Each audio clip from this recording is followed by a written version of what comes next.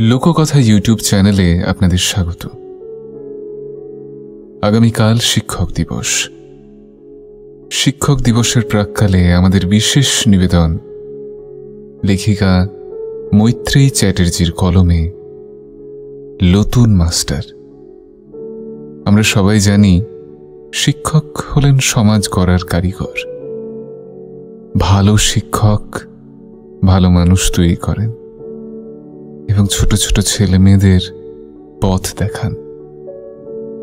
আমাদের আজকের গল্পেও রানীর নতুন মাস্টার বা বলা ভালো নতুন মাস্টার ছোট্ট রানীকে কিভাবে পথ দেখাবে তাই আমরা আজকের গল্পে শুনে নেব।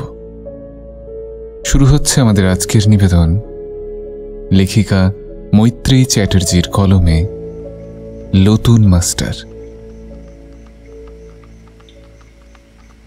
বৃষ্টি ভেজা আঁকা বাঁকা মেঠো পথ ধরে ছুটে চলেছে একটা ঘোড়ায় টানা জুড়ি গাড়ি। গ্রামের নাম কালিকাপুর। জমিদারবাবুর নায়েব শশীকান্ত জোয়ারদার সদর দপ্তরে গিয়েছিলেন জমি জমা সংক্রান্ত জরুরি কাজ নিয়ে। কাজ সেরে গ্রামে ফিরতে বেশ রাত হয়ে গেছে। শশীকান্ত জোয়ারদার আদিনাথ চৌধুরীর নিজস্ব জুড়ি গাড়িতে চড়ে মেঠো পথ ধরে আসছিলেন। ঘোর বর্ষা চলছে। ব্যাঙের গ্যাঙর গ্যাং, শেয়ালের ডাক আর ওদিকে একটানা ঝিঝির শব্দে কানে তালা ধরে যাচ্ছে শশীকান্তর। কোথাও তক্ষক ডেকে উঠল। শশীকান্ত আর থাকতে না পেরে জানলার পাল্লাটা অল্প ফাঁক করে ওপাশে ঘোড়ার পিঠে চাবুক মারতে থাকা সহিস ফটিককে হাঁক পেরে বললেন, হ্যাঁ রে ফটকে, কোথায় এলুম বলতো? অন্ধকারে কিছু ঠাহর করতে পারছি নে। কালিকাপুর আর কতদূর? আগে নায়েব বাবু, আমরা এখন গাঁয়ের ভেতরটাতেই চলে আইছি। ওই যে ওই মাঠের মাঝখানে দেখছেন না স্কুল বাড়িটা, গ্রামে যখন চলেই আইছি আর কোনো চিন্তা নাই। এই তো এই স্কুলটা পেরিয়ে আর কিছুটা এগিয়ে গেলেই জমিদার বাড়িটা পৌঁছে যাও। আর ততক্ষণ আপনি একটু শান্ত হয়ে বয়েন দেখিনি। নায়েব শশীকান্ত নিশ্চিত হলেন। তার চোখ ধীরে ধীরে অন্ধকারে শুয়ে এসেছিল। মাঠের মাঝখানে গ্রামের নির্জন ফাঁকা স্কুল বাড়িটা খাঁ খাঁ করছে, অথচ দিনের বেলায় জমজমাট পরিবেশ। কত রকম হাঁকডাক ভেসে আসে। স্কুলের নাম কালিকা সুন্দরী প্রাথমিক বিদ্যালয়। কি ভেবে সেদিকে কয়েক মুহূর্ত তাকিয়ে থাকলেন নায়েব শশীকান্ত। হঠাৎ তার মনে হলো একটা আবছা ছায়ামূর্তি স্কুলের বারান্দায় দাঁড়িয়ে আছে। তিনি বেশ অবাক হলেন। এত রাতে তো কারোর থাকার কথা না। ছায়ামূর্তিটা যেন এক দৃষ্টে তাঁর দিকেই তাকিয়ে আছে। বুকটা অজানা আশঙ্কায় ছ্যাঁত করে উঠল। মনে মনে বললেন, স্কুল তো সেই বিকেলে ছুটি হয়ে গেছে, তাহলে এত রাতে ওখানে কে দাঁড়াবে? ভুল দেখছি না তো? জমাটি অন্ধকারে ঝাপসা লাগছে সব কিছু। চশমার কাঁচটা ঘোলাটে হয়ে গেল কেন? নাকি চোখটার 12টা বেজে গেছে? 7-5 ভেবে চশমাটা খুলে নিয়ে আরো একবার ভালো করে তাকালেন। না, কোনো ভুল নেই। এ তো সেই দাঁড়িয়ে আছে একভাবে। গা ছমছম করে উঠল তাঁর। তারপর মনে হলো নির্ঘাত কেউ বদ মতলবে এসেছে লকার ভেঙে ক্যাশ বাক্স বের করার ধান্দায়। এখন বেরিয়ে যাবার তাল করছে। শশীকান্ত নিশ্চিত হলেন সাথে অস্ত্রশস্ত্র কিছুই নেই, যদি মোকাবিলা করতে হয়। তাই ভয়ে ভয়ে বললেন, হ্যাঁ রে ফটকে, স্কুল বাড়ির বারান্দাটা দেখেছিস? এত রাতে ওখানে কে দাঁড়িয়ে আছে? কি মতলবে স্কুল বাড়িতে ঢুকেছে? চোর নয় তো? যদিও সাথে তেমন অর্থ করে কিছুই নেই, তবু হামলা করলে তোর হাতের চাবুকটাই যথেষ্ট। মেরে পাট করে দেবো একেবারে। নায়েবের কথা শুনে ফটিক স্কুল বাড়িটার দিকে তাকালো বটে, কিন্তু কাউকে দেখতে পেল না। কিছুক্ষণ এদিক ওদিক দেখে খ্যাঁক খ্যাঁক করে দেতো হাসি হেসে বলল, অন্ধকারে আপনি কি দেখছেন বাবু মশাই? ওখানে তো কাউকেই আমি দেখছি না। দেখেন, রাত বিরেতে ওখানে কে আর সাধ করে আসতে যাবে বলেন দেখিনি? তাও আবার ওই টাকার বাক্সটা ভাঙতে নাকি? বৃষ্টি বাজার রাত তো, ওই মাঠে সাপ কোপের আড্ডা বসে, তা তো আমরা হক করলে ভালোই জানি। আপনি বাবু ভুল দিয়েছেন। আজ বোধহয় একটু বেশি টেনেছেন নাকি? শশীকান্তর একটু আধটু গঞ্জিকা সেবনের নেশা আছে। সদরে গেলে পুরনো সঙ্গী সাথীদের নিয়ে আসর বসান প্রতিবার। ফটিকের তা অজানা নয়, সে তাই হাসতে থাকে। এদিকে নায়েব শশীকান্ত কিন্তু ফটিকের কথা বিশ্বাস করতে পারলেন না। তিনি সচক্ষে দেখেছেন বারান্দায় কেউ দাঁড়িয়ে আছে। ফুল দেখার মতো নেশা তিনি করেননি। তিনি পুরোপুরি নিশ্চিত বারান্দায় কেউ দাঁড়িয়ে আছে। ওই তো এখনো তাকে হাতছানি দিয়ে ডাকছে। ডাকছে যখন, তার মানে চোর নয়, অন্য কোনো লোক, হয়তো কোনো বিপদে পড়ে ডাকছে। শশীকান্ত হুকুম দিলেন, আমি ছেড়ে গাড়িটা ওখানে থামা ফটকে, আমার দরকার আছে। কিন্তু শশীকান্তর কথা মতো ফটিক গাড়ি ঘুরিয়ে স্কুলের সামনে যেতেই সেই আবছায়া অবয়বটা জোরে জোরে বিকট হাসি হেসে উঠল।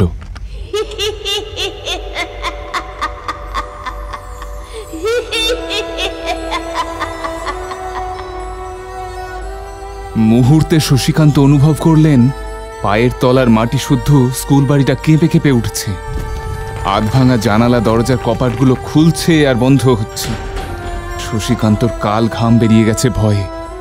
তিনি চিৎকার করে বললেন, তাড়াতাড়ি গাড়ি ঘোড়া হতভাগা, দাঁড়িয়ে দেখছিস কি? এখানে কোনো কিছু স্বাভাবিক নেই। ফটিক বেজার মুখে বলল, আপনি তো কইলেন গাড়িটা থামাতে, তাই তো থামাল। এখনো কইছি বাবু, কিচ্ছু নেই এখানে, সব ভুল দেখেছেন আপনি।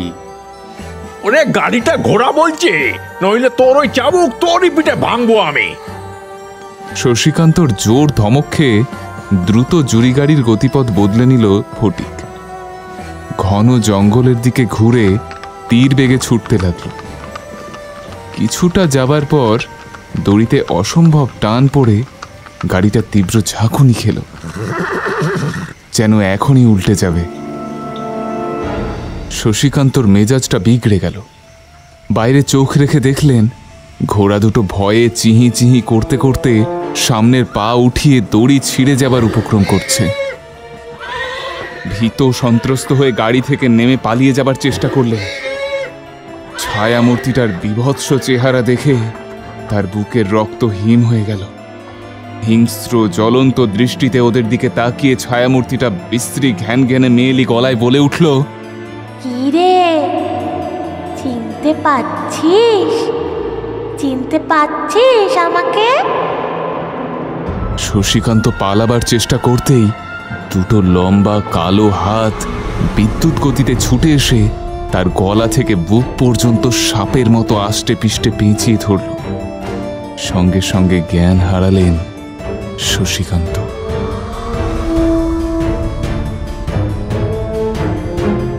কিছু সময় পর হুঁশ ফিরে এলো বটে, কিন্তু কোনো লাভ হলো না। তিনি পরিত্রাণ পেলেন না সেই অপশক্তির কবল থেকে। ক্রুদ্ধ স্বরে হুঙ্কার দিয়ে সেই ছায়ামূর্তি শূন্যে লাফিয়ে শশীকান্তর বুকের উপর পা দিয়ে দাঁড়ায়।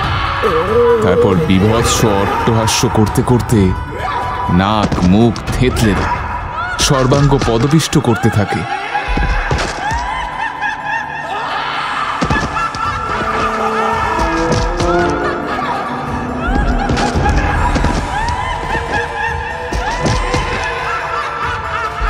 সেই ভয়াবহ দৃশ্য দেখে ভয়ে ঠক ঠক করে কাঁপতে কাঁপতে মাটিতে লুটিয়ে পড়ে ফটিক চাঁদ। সেই অশরীরী কিন্তু তার কোনো ক্ষতি করল না।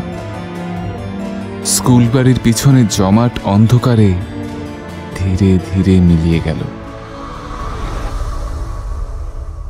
ফটিক মনে মনে ছায়ামূর্তির প্রতি কৃতজ্ঞতা প্রকাশ করে চোখের জল মুছে উঠে দাঁড়ালো। কিন্তু ওই অশরীরী হঠাৎ নায়েব মশাইকে কেন নৃশংসভাবে হত্যা করেছে সে কথা ভেবে কোনো কুল কিনারা করতে পারল না ফটিক। কেবল একটা দীর্ঘশ্বাস ফেলে ছুটে গেল জমিদার বাড়ির দিকে।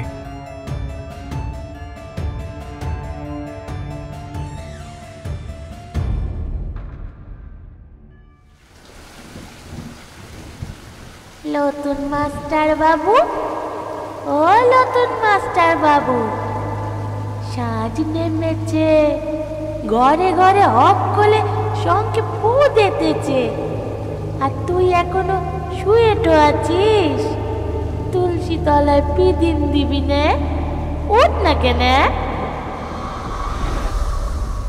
কচি অথচ হিস হিসে গলায় কেউ তাকে ডাকছে। হাঁক শুনে রীতিমতো ধর্ম করে উঠে বসলেন কালিকা সুন্দরী প্রাথমিক বিদ্যালয়ের সহপ্রধান শিক্ষক শ্রী প্রসাদ রঞ্জন মল্লিক। আবার অবাক হলেন ভেবে, আজ সদ্য কাক ভোরে উঠে আমি কালিকাপুরে এসেছি, এখনো কারোর সাথে আলাপ পরিচয় বা নিতিন পক্ষে দেখা সাক্ষাৎটুকুও হয়নি। কেবল হেড স্যার অনিলকান্তি বিশ্বাস ছাড়া আগামীকাল থেকে বিদ্যালয়ের সমস্ত দায়িত্ব আমাকেই বুঝে নিতে হবে। অনিলবাবুই বুঝিয়ে দেবেন। ওনার সাথে সে কথাই হয়েছে। এখানে আশেপাশে বাড়ি ঘরও তো তেমন নেই যে কেউ ডাকতে আসবে। ছোট বড় মাটির কুটির, 2-3টে পাকা বাড়ি যাও বা আছে, সবাই একটু দূরে দূরে ছড়িয়ে ছিটিয়ে রয়েছে। সবাই যে যার ঘরে দৌড় দিয়ে দৈনন্দিন কাজকর্মে ব্যস্ত রয়েছে, কেউ আসেনি।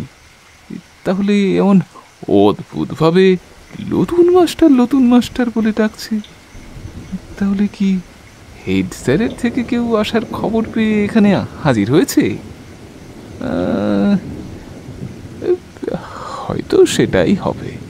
এই ভেবে প্রসাদবাবু পালঙ্ক থেকে নেমে পায়ে পায়ে দরজার দিকে এগিয়ে গেলেন। একবার জানালা দিয়ে উকি মেরে দেখে নিলেন থেকে থেকে বৃষ্টি পড়ছে, সাথে ঠান্ডা হাওয়া। গায়ে একটা পাতলা আলোয়ান জড়িয়ে শিকল খুলে ঘর থেকে বেরিয়ে কাউকে দেখতে পেলেন না। দাওয়া, উঠোন, চত্বর, কুয়োতলা সব চাঁদের রূপলি আলোয় ঝকঝক তকতক করছে। সদর দরজাও বন্ধ, কোথাও কেউ নেই।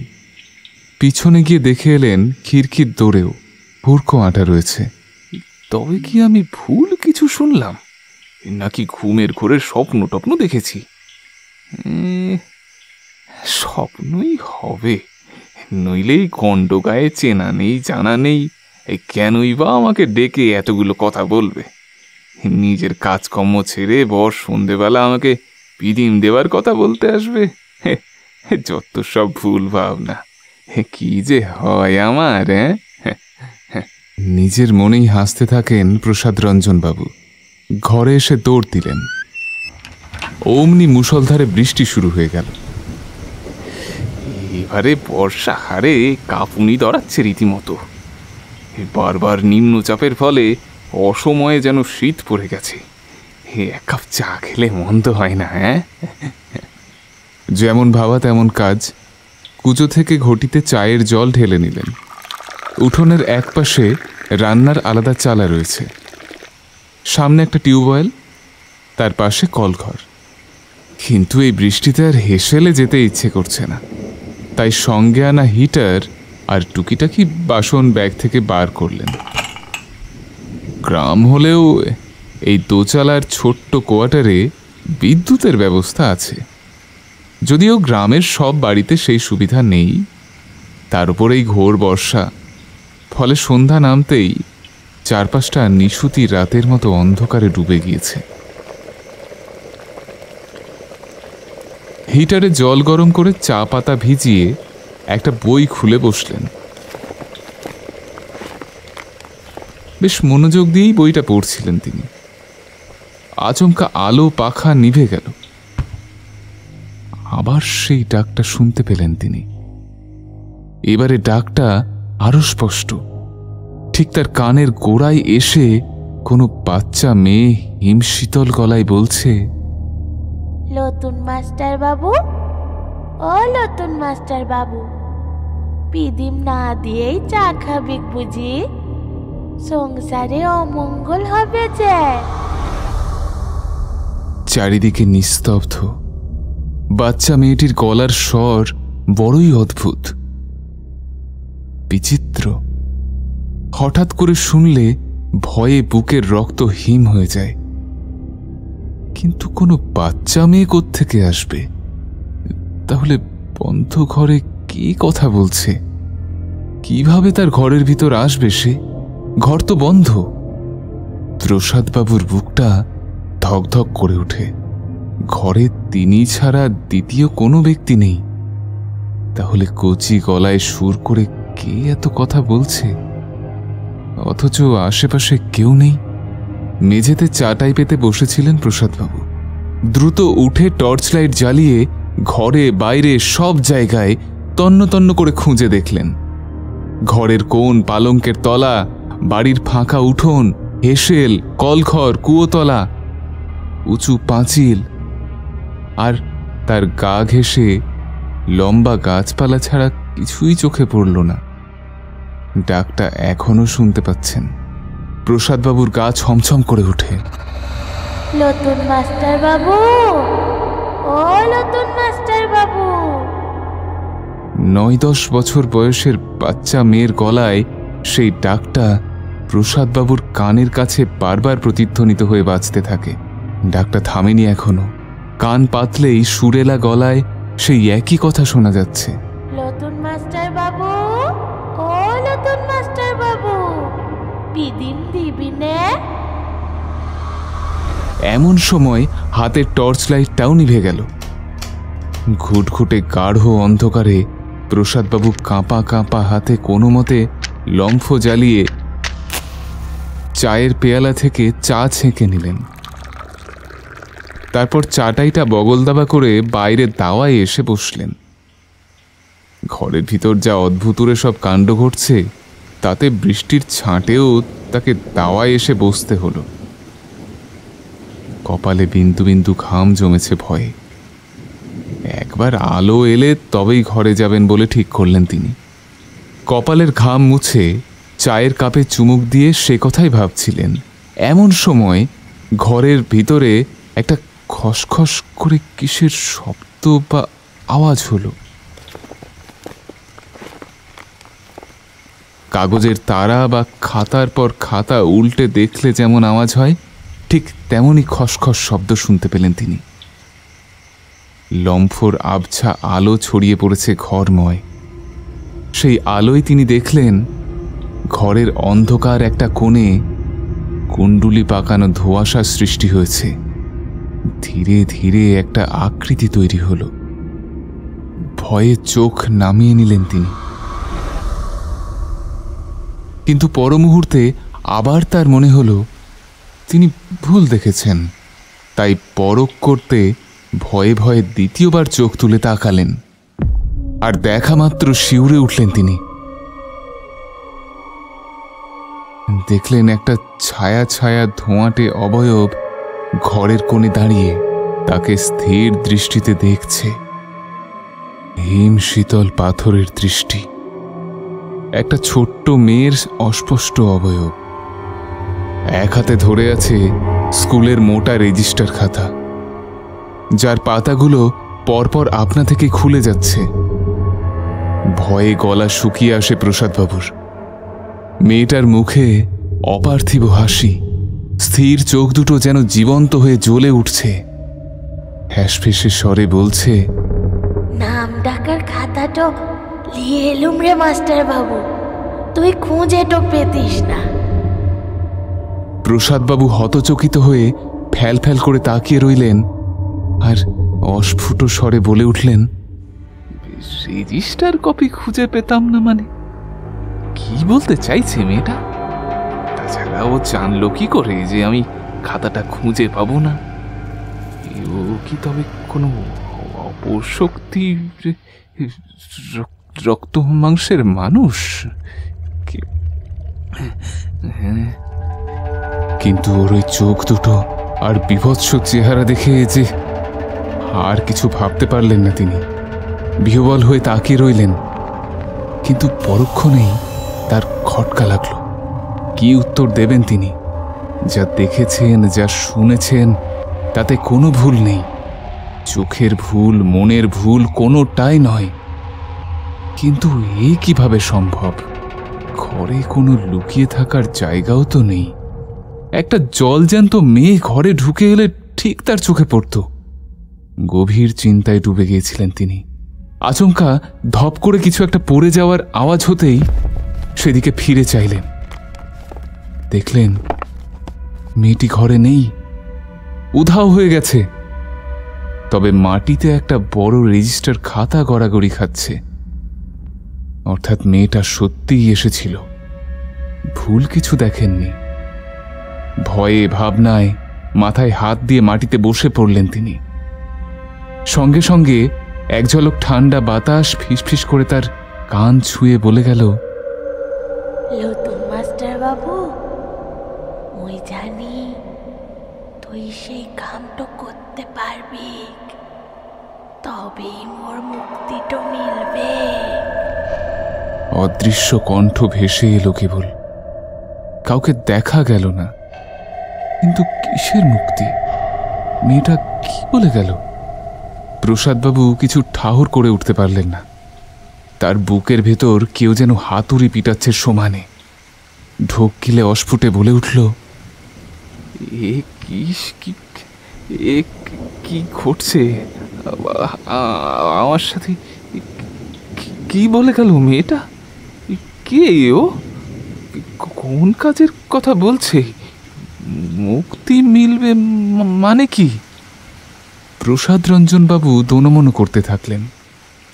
কখনো মনে হয় তিনি জেগে স্বপ্ন দেখছেন, এটা হ্যালুসিনেশন ছাড়া আর কিছুই নয়।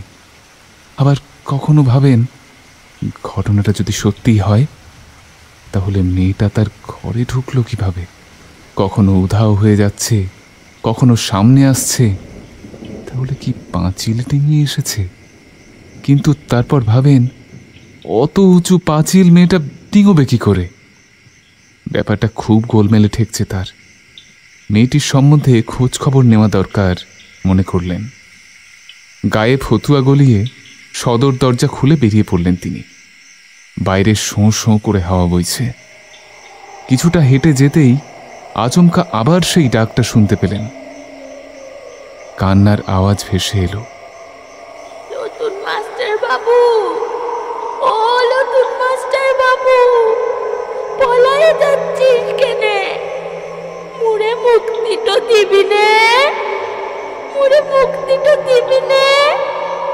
মুই বড় কষ্টে আছি।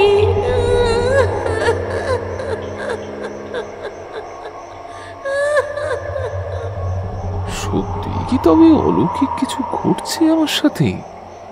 যদি তাই হয়, তাহলে যেভাবে পিছু ধাওয়া করছে তাতে যদি প্রাণ সংশয় হয়।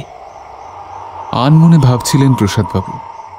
প্রশ্নটা মনে আসতেই দৌড় দিলেন তিনি। কষ্টে আছি।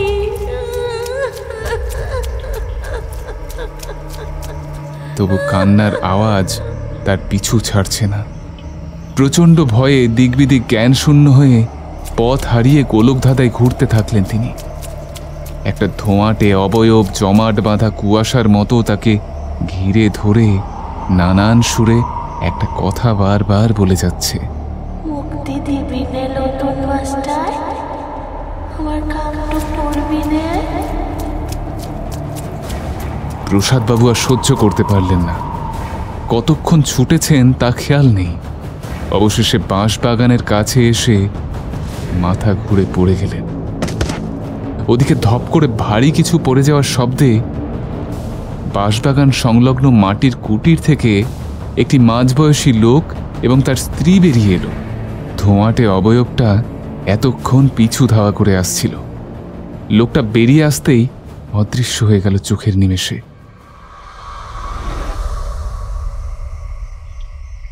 কয়েক মিনিট পর প্রসাদবাবুর জ্ঞান ফিরে এলো স্বামী স্ত্রীর পরিচর্যায়।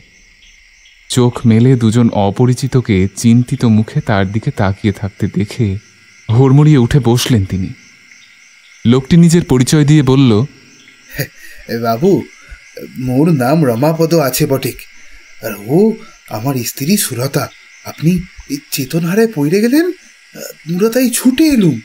কিন্তু বাবু, আপনাকে এর আগে কখনো তো এ গায়ে দেখিনি, নতুন এসেছেন বুঝি? প্রসাদবাবু পোশাক থেকে ধুলো ঝেড়ে ধীরে ধীরে উঠে বসলেন।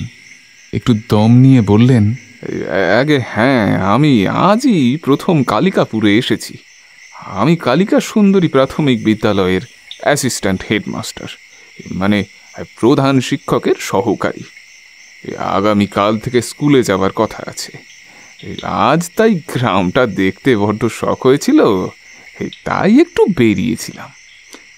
ঘুরতে ঘুরতে এই বাঁশবাগানের কাছে এসে মাথায় হঠাৎ চক্কর লেগে গেল। পা টলছিল, আর চলতে পারলাম না, সঙ্গে সঙ্গে না পড়ে গেলাম। প্রসাদবাবু কিন্তু আসল ঘটনাটা চেপে গেলেন, তবে মনে মনে ঠিক করলেন সময় মতো এদের কাছে এই মেয়েটির কথা জানতে চাইবেন। লেখাপড়া না জানলেও এরা মানুষ হিসেবে বেশ ভালো, এদের কাছ থেকে নিশ্চয়ই কোনো সঠিক খবর জানা যাবে। প্রসাদবাবু অন্যমনস্ক হয়ে পড়েছিলেন। এইসব ভাবতে ভাবতে রমাপদর কথায় সম্বিত ফিরে পেলেন। রমাপদ উচ্ছ্বসিত হয়ে বলল, ও আচ্ছা, আপনি স্কুলে নতুন অ্যাসিস্ট্যান্ট হেডমাস্টার বাবু, তাই না? কি সৌভাগ্যী মুদের, মোর সাথে মুদের আইসেন আইসেন, দাবায় বসে এক গাল মুড়ি বাতাসা খেলে কৃতার্থ হব বাবু। চলেন চলেন চলেন, ঘরে চলেন, ঘরে চলেন। প্রসাদবাবু রাজি হলেন না, কোয়ার্টারে যাওয়ার তোড়জোড় করতে লাগলেন। কিন্তু রমাপদ ও সুলতা কোনো ওজোর আপত্তি শুনল না, তাকে ঘরে নিয়ে যেতে উদ্যত হলো। তবে যাবার বিশেষ ইচ্ছে না থাকলেও এ সুযোগ হাতছাড়া হতে দিলেন না প্রসাদবাবু। তাই প্রথমে ইতস্তত করলেও শেষে ওদের সাথে যেতে রাজি হয়ে গেলেন। রমাপদ প্রসাদবাবুকে আপ্যায়ন করে নিজেদের কুটিরে নিয়ে গেল। সুলতা মাটির দাওয়ায় মাদুর বিছিয়ে তাকে বসতে দিয়ে হেসেলের দিকে চলে গেল। রমাপদ একথা সে কথার পর জিজ্ঞেস করল, তা বাবু, আপনি তো এখানে কাউরে চেনেন নে, হেডমাস্টারের বাড়িতে উঠেছেন বুঝি? শুনেছি ওনার মাইয়াটোর বিয়ে হবে আসছে সপ্তাহে। না ভাই রমাপদ, আমি অনিলকান্ত বাবুর বাড়ি উঠিনি। ওনার সামনে এখন বিরাট কাজ, মেয়ের বিয়ে বলে কথা। তবু উনি ওনার বাড়িতে ওঠার অনুরোধ করেছিলেন আমাকে, কিন্তু আমি ওনাকে বিব্রত করতে চাইনি। এমন সুন্দর দোচলার ঘর থাকতে কেন শুধু শুধু ওনাদের সমস্যায় ফেলবো বলতো? আমি স্কুল সংলগ্ন দোচালার কোয়ার্টারেই উঠেছি। হ্যাঁ। সুলতা ইতিমধ্যেই কড়াই করা রেকাবিতে চায়ের পেয়ালা, মুড়ি মাখা ইত্যাদি নিয়ে এলো। প্রসাদবাবুর মুখে দোচালার কোয়ার্টারের নাম শুনে হাত কেঁপে উঠল তার। পেয়ালার ওপর থেকে ঢাকাটা ঠস করে মাটিতে পড়ে গেল। রমাপদ নিজেও ভয়ে বিস্ময়ে হাঁ করে চেয়ে রইল প্রসাদবাবুর মুখের দিকে। রমাপদর চোখের তারায় একটা ভয়ের ছাপ লক্ষ্য করলেন তিনি। সুলতা আর রমাপদর এমন প্রতিক্রিয়া দেখে প্রসাদবাবুর মনে বেশ খটকা লাগল। কোথাও কিছু একটা গোলমাল আছে, তা বুঝতে বাকি থাকে না তার। এভাবে আঁতকে ওঠার কারণ কি তাকে জানতেই হবে। তাই মনে মনে নিজেকে গুছিয়ে নিলেন। তারপর কোনো রকম ভনিতা না করেই সরাসরি বললেন, আচ্ছা রমাপদ, আমার কোয়ার্টারের নাম শুনে তুমি এমন ভূত দেখার মতো চমকে উঠলে কেন? তোমার মুখটা রক্তশূন্য ফ্যাকাশে দেখাচ্ছে। এ কি ব্যাপার বলো তো ভাইয়া? এমনকি আমার কথা শুনে বৌমার হাত কেঁপে উঠতে দেখলাম, পেয়ালার ঢাকাটা পড়ে গেল। কিছু লুকিও না আমার কাছে, কিছু জেনে থাকলে সবকিছু খুলে বলো আমাকে। এমন আচমকা প্রশ্নের থতমত খেয়ে কি বলবে ভেবে পেল না রমাপদ। মাথা নামিয়ে চুপচাপ বসে রইল। সুলতাও মুখে আঁচল চাপা দিয়ে এক ছুট্টে ঘরে ঢুকে গেল। সুলতা যে কাঁদছে তা বলাই বাহুল্য, কিন্তু এত কিছুর পরেও তারা কিছুতেও মুখ খুলল না। প্রসাদবাবু বুঝলেন কোনো বিশেষ কারণে কিছু ভয় পাচ্ছে ওরা, তাই বলতে গিয়েও পিছিয়ে যাচ্ছে। তবে প্রসাদবাবু হাল ছাড়ার পাত্র নন। তিনি ঠিক করলেন পরে বুঝিয়ে সুঝিয়ে ওদের কাছ থেকে সবকিছু জেনে নেবেন। প্রসাদবাবুর বদলির চাকরি, কালিকাপুরে তিনি নতুন এসেছেন। এর আগে বেশ কয়েক বছর কৃষ্ণনগরে কাটিয়েছিলেন। প্রধান শিক্ষক অনিলকান্তবাবু তাঁর একমাত্র মেয়ের বিয়ে উপলক্ষে কিছুকালের জন্য স্কুল থেকে অবসর নিচ্ছেন। আর ঠিক এমন সময় প্রসাদরঞ্জন বাবুও এখানকার প্রাথমিক বিদ্যালয়ে বদলি হয়ে এলেন। ফলে বিদ্যালয়ের সমস্ত দায়িত্ব এসে পড়েছে প্রসাদরঞ্জন বাবুর উপরেই। অনিলবাবুর ব্যবস্থাপনায় তিনি বিদ্যালয় সংলগ্ন কোয়ার্টারে উঠেছেন। কোয়ার্টার বলতে একটা দোচালার মাটির ঘর, রান্নার আলাদা চালা, ইটের তৈরি কলঘর, কুয়ো থেকে বা টিউবওয়েল থেকে পাম্প করে জল তুলে নিতে হয়। শহুরে জীবনযাপনে অভ্যস্ত হলেও কালিকাপুরের গ্রাম্য পরিবেশ পরিস্থিতির সাথে প্রথম দিনেই তিনি দিব্যি খাপ খাইয়ে নিয়েছেন। মাটির একচালা হোক বা কুড়ে ঘর, কোনোটাতেই তার অসুবিধে নেই। বরং শহরের একঘেয়ে কংক্রিটে মোড়া ব্যস্ত জীবন থেকে মুক্তি পেয়ে হাঁপ ছেড়ে বেঁচেছেন যেন। মাটির দোতলা বাড়িটা তার খুব পছন্দের। চারপাশে নিবিড় অরণ্যে ঘেরা শান্ত মনোরম পরিবেশ। আসার পর থেকে সব ঠিকঠাক ছিল, কিন্তু সন্ধে থেকেই হঠাৎ এই বিপত্তি শুরু হলো। তার উপর রমাপদ আর সুলতার অদ্ভুত আচরণ তাকে রীতিমতো ভাবিয়ে তুলেছে। তার মনে রহস্য আরও ঘনীভূত হল। যথেষ্ট ভাবনা চিন্তার ব্যাপার আছে। এই ভেবে তখনকার মতো উঠে রমাপদর কুটির থেকে বেরিয়ে এলেন। চলে আসার মুহূর্তে রমাপদ হাত জোর করে বিনীত সুরে বলল, অপরাধ নেবেন না বাবু, ওই দোচালার কোয়ার্টার ছেড়ে আপনি যত তাড়াতাড়ি পারেন অন্য কোনো বাসাটা খুঁজে নেন। ওখানে একা থাকাটা ঠিক হবে না। জায়গাটা মোটেও ভালোটো নয়। মুরা এর বেশি আর কিছু জানি নে। রমাপদর কথা শুনে প্রসাদবাবু আশ্চর্য হয়ে গেলেন। তার মনে হল জায়গাটা ভালো নয় রমাপদরা জানে, অথচ কেন ভালো নয় তা জানে না। এমনটা কি কখনো হতে পারে? এত বছর ধরে এখানে আছে, কিছু তো অন্তত জানবে নাকি? সব জেনে ওরা স্বীকার করতে চাইছে না। চিন্তাটা মনেই পুষে রেখে তিনি একাই কোয়ার্টারের দিকে পা বাড়ালেন। রমাপদর কথার কোনো উত্তর দিলেন না।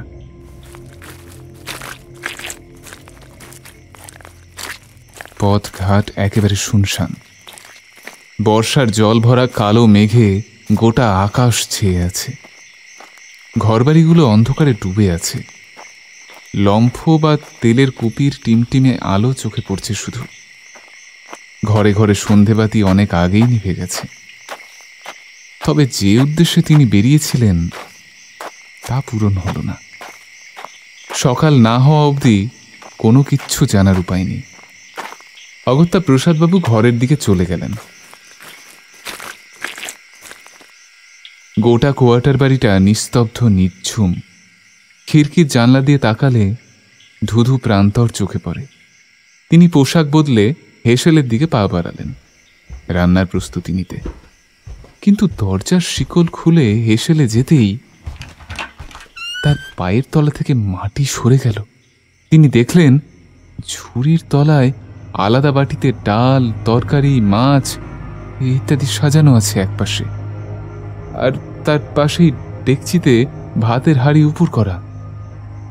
ধোঁয়াটে কুণ্ডলি পাকানো একটা ছোট্ট অবয়ব লম্বা জিভ বার করে খুন্তি হাতে খিলখিল করে হাসছে। প্রসাদবাবু চোখে অন্ধকার দেখলেন। পরক্ষণে গোঁ গোঁ শব্দ করে মাথা ঘুরে পড়ে গেলেন। ঘোরের ভেতর সেই অপার্থিব স্বর কানে এলো, নতুন মাস্টার বাবু, খাবারটা খেয়ে টলে ডরাসলাই, মুই তোর কোনো খেতি করবকলাই রে। তুই শুধু মোর কামটো করে মুক্তিটো দিবার ব্যবস্থাটো করিস। মোর আপনজনেরা বড্ড কষ্টে আছে রে। বড্ড কষ্টে আছে। ঘোরের মধ্যেও রীতিমতো চমকে উঠলেন প্রসাদবাবু। কিছুক্ষণ পর বিহ্বলতা কাটিয়ে উঠে বসলেন। মেয়েটি যে ইহজগতের বাসিন্দা নয় তার প্রমাণ ইতিপূর্বেই পেয়ে গেছেন তিনি, তাই নতুন করে আর ভয় পেলেন না। তবে প্রসাদবাবুর মনে কতগুলো প্রশ্ন ঘোরাফেরা করতে থাকলো শুধু। মেয়েটি বারবার মুক্তির কথা বলছে কেন? কি করলে ওর মুক্তি হবে? এমন অকালে চলে যাবার কারণই বা কি? ওর আত্মা কেন শান্তি পায়নি? তাহলে কি ওর সাধ্য শান্তির নিয়মাচারে কিছু ত্রুটি থেকে গেছে? একটা কাজ করে দেবার কথাও বলে, তাহলে কি মেয়েটি চাইছে আমি ওর শান্তি সস্তায়নের ব্যবস্থা করি? সেই কাজের কথাই কি বলছে? কিন্তু আমাকেই কেন দেখা দিচ্ছে? মেয়েটি কি কোনো অপঘাতে মারা গেছে? সবকিছুই জানতে হবে, তবে পুরো ব্যাপারটা স্পষ্ট হবে। তাছাড়া মেয়েটির আপনজন বলতে কাদের বুঝিয়েছে, তারা কোথায়, খুঁজে বার করতে হবে তাদেরও। 7-5 ভাবতে ভাবতে অন্যমনস্ক হয়ে পড়েছিলেন প্রসাদবাবু। বেশ খিদেও পেয়েছে। খাবার ছুঁতে প্রথমে একটু ইতস্তত করলেন, তারপর চিন্তিত মনে খাবারটা খেয়েই নিলেন।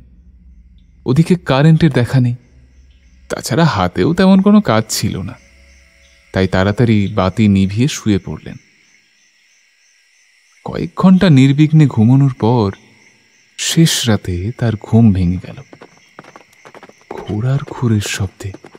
হ্যাঁ, পরিষ্কার তিনি শুনলেন ঘোড়ার খুরের শব্দ। জানালার কপাটের ফাঁক ফোকর দিয়ে হঠাৎ মৃদু টর্চের আলো এসে পড়ল প্রসাদবাবুর চোখে মুখে। চাপা স্বরে কারা যেন কথাবার্তা বলছে। বাইরে থেকে জানালা দরজায় টর্চের আলো ফেলে কিছু খুঁজে বেড়াচ্ছে। কান পেতে শুনে ঠাহর করলেন আওয়াজটা বাড়ির পিছন দিক থেকে আসছে। তিনি সন্তর্পণে পা টিপে ঘর থেকে বেরিয়ে খিড়কির দূরের দিকে গেলেন। ওখান থেকে আগন্তুকদের গলার আওয়াজ স্পষ্ট শোনা গেল। ওরা নিজেদের মধ্যে কথাবার্তা বলছে। কথাবার্তা শুনে জানা গেল একজনের নাম কালু, অপরজনের নাম নেড়া। কালু বলল, শুনেছি স্কুলে নাকি নতুন মাস্টার এসেছে। ওস্তাদের কাছে খবর আছে এই কটার এই মাস্টার উঠেছে। এই লোকটার উপর নজর রাখতে হবে রে, বুঝলি না? ওস্তাদ হুকুম দিয়েছে মাস্টার বেশি কিছু জানার আগে না একেবারে হাফিজ করে দিতে হবে রে। হাফিজ মানে খতম তো? নেড়া গলার কাছে হাত দিয়ে ইশারায় দেখায়। কালু হলদেটে ক্ষয়ে যাওয়া দাঁত বের করে খ্যাঁকিয়ে হেসে বলে, একদম। তবে তার আগে বুঝে দিতে হবে যে লোকটা আদে কিছু জানে কিনা। এই শোন না, শোন, এখন এখানেই দাঁড়িয়ে থাকি, বুঝলি? এদিকটা বেশি কেউ আসে না, একটু পরেই সকাল হয়ে যাবে তো। রেতুকু লোকটার উপর নজর রাখা দরকার। কিন্তু লোকটা কখন খিড়কির দরজা খুলে বাইরে বেরোবে তা তো ঠিক নেই। এদিকে ওস্তাদকে গুড়িনাটি জানাতে হবে তো। এক কাজ করিস, পাঁচিলটা ডিঙোয় উঠোনে নেমে যাই বড়। হ্যাঁ, কলঘরের পিছনে ঘাপটি মেরে থাকবো, ওখান থেকে লক্ষ্য রাখতে সুবিধে হবে। ওদের কথাবার্তা শুনে প্রসাদবাবু মনে মনে প্রমাদ গুনলেন, তবে ভয় পেলেন না। বরং উৎকর্ণ হয়ে তাদের কথাবার্তা শুনে বোঝার চেষ্টা করলেন লোকগুলো কেন তাকে মারতে চাইছে। কি জেনে ফেলার কথা বলছে ওরা? এ যে রহস্যের উপর রহস্য। তিনি ঠিক করলেন দুষ্কৃতীদের সাথে মোকাবিলা করেই তাকে সব রহস্যের সমাধান করতে হবে। ইতিমধ্যে কালু আর ন্যাড়া পাঁচিল ডিঙিয়ে ভিতরে ঢুকে পড়েছে। ঘোর বর্ষায় আলো ফোটে দেরিতে, আকাশ তখনও ফর্সা হয়নি, তবে কারেন্ট চলে এসেছে মাঝরাতে। প্রসাদবাবু ইচ্ছে করেই ঘরের ভিতর আলো জ্বালিয়ে রাখলেন। তারপর পা টিপে টিপে ঘর থেকে বেরিয়ে নিঃশব্দে দরজা ভেজিয়ে হেসেলের দিকে চলে গেলেন। কলঘরটা একটু ভিতর দিকে হওয়াতে ওখান থেকে সরাসরি ঘরের দরজাটা দেখা যায় না। কুয়োর দিকে একটু এগিয়ে আসতে হয়। ওদিকে কলঘরের পেছনে ওঁত পেতে থাকা কালু একটু উঁকি মেরে চাপা স্বরে বলে উঠল, এই লোকটা মনে হয় এখনো কিছু টের পায়নি। তাহলে জানবে কি করে? এই মালপত্র তো সব মাটি তলায় লুকোনো রয়েছে। মাস্টারের সন্দেহ হলে খোঁড়াখুড়ি করতে পারে। আর মাটি খুঁড়ে দেখলে ঠিক বোঝা যেত হ্যাঁ দিব্য সব ঠিকঠাক আছে। তো ওস্তাদ শুধু শুধু চিন্তা করছে। তাচ্ছিল্যের সুরে খিকখিক করে হেসে ওঠে কালু। ন্যাড়াও তাল মিলিয়ে হাসতে থাকে। চারিদিক নিস্তব্ধ নিঝুম। ফলে ওরা নিজেদের মধ্যে নিচু গলায় কথাবার্তা বললেও স্পষ্ট শোনা যাচ্ছে। তবে তখনও প্রসাদবাবুকে দেখতে পায়নি তারা। প্রসাদবাবু তখন এসেলের একপাশে অন্ধকারে মিশে ওদের সব কথা শুনছেন। এদিকে মিনিট দুয়েকের মধ্যেই কালু বিরক্তি সুরে বলে উঠল, দূর লোকটা কখন ঘর থেকে বেরোবে বলতা? মশাই উড়ে নিয়ে যাচ্ছে যে একেবারে। বাপরে বাপ! আরে ওই জানলা তো খোলা রে, ঘরে আলো জ্বলছে দেখছি। তার মানে মালটা উঠে পড়েছে বুঝলে। মশা মারতে মারতে খৈনি খাওয়া লাল খয়াটে দাঁত বের করে ন্যাড়া বলল, হ্যাঁ তাই তো রে, আমিও ছিলাম বুর্বক। শুধু শুধু যে কেন দাঁড়িয়ে আছি সেটাই ভাবছি। লোকটা বাইরে আসুক না আসুক, আলো কি অন্ধকার অত ভেবে কামটা কি? ঘরের দরজা ভেঙে ঢুকে পড়লেই তো হয়। গলা ডিবে ধরলেই বাচ্চা তখন সরান সজ্ঞে চলে যাবে। তাতেও কাজ না হলে ছোড়া আর রামদা তো আছে, এক ঘাই কোপকাত হয়ে যাবে। কালু ন্যাড়া দুজনেই সঙ্গে সঙ্গে ঝকঝকে ছোড়া হাতে কলঘরের পিছন থেকে বেরিয়ে এলো। তারপর তারা ঘরের দিকে তাকিয়ে বলল, কপাটা কোনো পাটে পাটে বন্ধ রয়েছে, চল লাথিয়া ভেঙে দিয়ে একেবারে। এই বলে ন্যাড়া কালু দুজনেই ঘরের দিকে এগিয়ে গেল। তখনই অন্ধকার কোণ থেকে প্রসাদবাবু বেরিয়ে এলেন। ওরা তাকে দেখে প্রথমে ভ্যাবাচাকা খেয়ে গেল। তারপর প্রসাদবাবুর আপাদমস্তক দেখে নিয়ে বিস্ত্রী হাসি হেসে কালু বলল, এই তা বাকি দেখছি নিজেই ফাঁদে পা দিচ্ছে।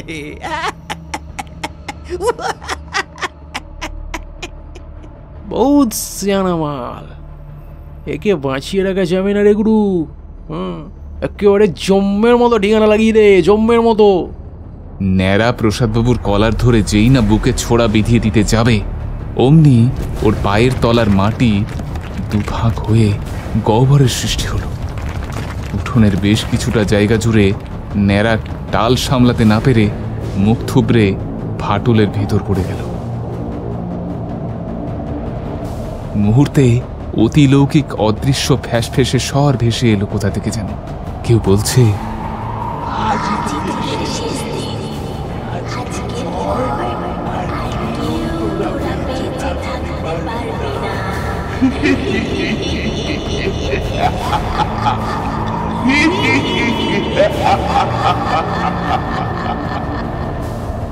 নারী পুরুষ মিশ্রিত অদ্ভুতুরে গলার স্বর শুনে প্রসাদবাবু চমকে উঠেছেন।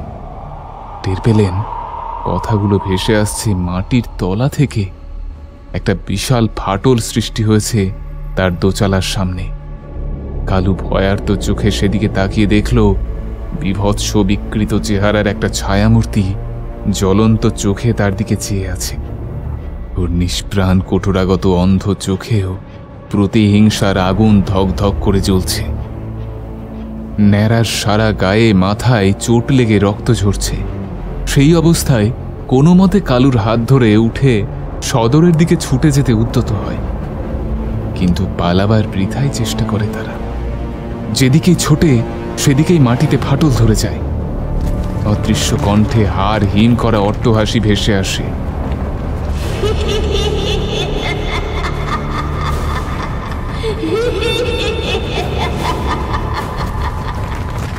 ভয়ে আর্তনাদ করে ওঠে দুজনে। সেই অদৃশ্য শক্তি ওদের পা ধরে হির হির করে টানতে টানতে মাটির নিচে নিয়ে যায়। অবশেষে এক ভয়াল দর্শন অতিপ্রাকৃত শক্তিকে চোখের সামনে দেখে ভয়ে ঠকঠক করে কাঁপতে থাকে। অনেকটা নিচে পৌঁছে গেছে তারা। আগুনের আঁচ পায়, গরম লাভা বেরিয়ে আসছে যেন আগ্নেয়গিরি থেকে। ধুঁকতে ধুঁকতে একে অপরের দিকে তাকায় তারা। ওরা কি তবে নরকের অন্ধকারে পৌঁছে গেছে? ন্যাড়া কালুর দম আটকে আসে, জানে আর নিস্তার নেই। তবু বাঁচার শেষ আকুতিটুকু করে ওরা। এক অসহনীয় নরক যন্ত্রণায় ছটফট করতে থাকে তারা। ওদের আর্ত চিৎকার ক্রমে গোঙানিতে পরিণত হয়। কারো কানে পৌঁছয় না সেই আওয়াজ। শুনতে পেলেই বাকি, ওদের বাঁচাতে কেউই আসবে না। ওদের ক্ষত বিক্ষত ঝলসে যাওয়া শরীর দুটো চোখের নিমেষে অতলে তলিয়ে যায়। গড়গড় গড়গড় শব্দে ফাটলের মুখটা আপনা থেকেই বন্ধ হয়ে যায়।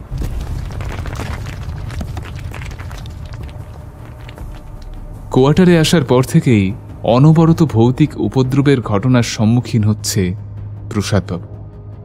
তার উপর এমন একটা ভয়াবহ ঘটনা চোখের সামনে দাঁড়িয়ে দেখে একেবারে বাকরুদ্ধ হয়ে গেলেন তিনি। কিন্তু মাটি ফুঁড়ে উঠে আসা ভয়ঙ্কর বিভীষিকা আসলে কে? কালু ন্যাড়ার পরিচয়ই বা কি? কে তাদের ওস্তাদ? কেন তাকে মারতে এসেছিল ওরা? এসব ভেবে দিশেহারা হয়ে গেলেন তিনি।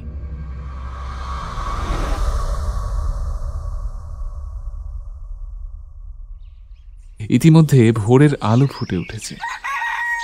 মোরগের ডাকে প্রসাদবাবু সম্বিত ফিরে পেলেন। আজ স্কুলে তার প্রথম দিন। তাড়াতাড়ি স্নান খাওয়া সেরে নিলেন। প্রস্তুত হয়ে বেরোতে যাবেন এমন সময় ছোট জলচৌকিটা সশব্দে নড়ে উঠল। সেদিকে তাকাতেই সেই বাচ্চা মেয়েটার ফ্যাসফেসে গলা শুনতে পেলেন। নাম ডাকার খাতাটো লিবিনে মাস্টার বাবু, খাতাটো সঙ্গে কইরে নিয়ে যা। প্রসাদবাবু চমকে উঠে দেখলেন জলচৌকির ওপর রেজিস্টার খাতাটা সযত্নে রাখা আছে, যেটা ওই অদৃশ্য অশরীরই তার হাতে গতকাল তুলে দিয়ে গেছে। প্রসাদবাবু কোনো উত্তর দিলেন না। চুপচাপ চৌকি থেকে খাতাটা তুলে নিয়ে স্কুলের দিকে পা বাড়ালেন। তার কেবলই মনে হচ্ছে ওই খাতাটার মধ্যে এমন কিছু আছে যেটা দেখা খুবই জরুরি। মেয়েটি কিছু বলতে চায়, তাই সে খাতাটা তার কাছে পৌঁছে দিয়েছে। নইলে স্কুলের রেজিস্টারের কপি কোয়ার্টার বাড়িতে রাখা থাকবে কেন? যাই হোক, প্রসাদবাবু খাতাটা বগলদাবা করে হেড স্যারের ঘরে প্রবেশ করলেন। গ্রামীণ স্কুলে জায়গা তেমন নেই, একটাই অফিস ঘর। অনিলকান্তিবাবুর পাশের ডেস্কটি প্রসাদবাবুর জন্য বরাদ্দ হয়েছে। ডেস্কটা সামান্য দূরে জানলা ঘেঁষে রাখা, মাঝখানে পর্দা আছে। প্রয়োজন মতো পর্দা ফেলে আলাদা ব্যবস্থা করা হয়। অনিলকান্তিবাবু প্রসাদবাবুকে কাজ বুঝিয়ে দিয়ে উঠে পড়লেন। অন্যান্য শিক্ষকেরা এসে তার সঙ্গে পরিচয় পর্ব মিটিয়ে নিয়েছেন ইতিমধ্যে। সকালের স্কুল। প্রথম 3টে পিরিয়ডের পর আধ ঘন্টার বিরতি থাকে। টিফিনের পর রুটিন অনুযায়ী প্রসাদবাবু চতুর্থ শ্রেণীকক্ষে প্রবেশ করলেন। ছাত্রছাত্রীদের সাথে পরিচয় করতে হবে, সবার নাম জানা প্রয়োজন। তাই নাম ডাকার খাতাটা সাথে নিয়ে গেলেন। একটা চাপা গুঞ্জনের সৃষ্টি হলো শ্রেণীকক্ষে পা দিতেই। কেউ কেউ তাকে দেখে ভয়ে কুঁকড়ে গেল, আবার কয়েকজন উঠে দাঁড়ালো।